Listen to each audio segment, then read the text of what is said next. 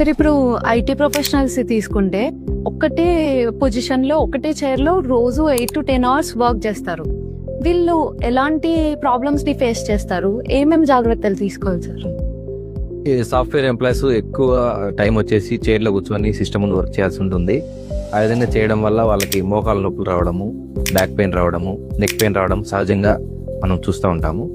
ఈ సమస్యలు రాకుండా ఉండాలంటే మనం ఏమేమి జాగ్రత్తలు తీసుకోవాలంటే కంటిన్యూస్గా 8 hours 10 hours వర్క్ చేయకుండా అట్లీస్ట్ 2 hours ఒకసారి చిన్న చిన్న బ్రేక్ తీసుకోవడం, చిన్న చిన్న స్ట్రెచ్చింగ్ ఎక్సర్సైజ్ చేయడం, దాని ద్వారా మనము వీటిని ప్రివెంట్ చేయొచ్చు. వీటితో పాటు మనం వర్క్లో ఎంత బిజీగా ఉన్నా రోజుకి కనీసం 1 గంట మన కోసం టైం స్పెండ్ చేయాలి.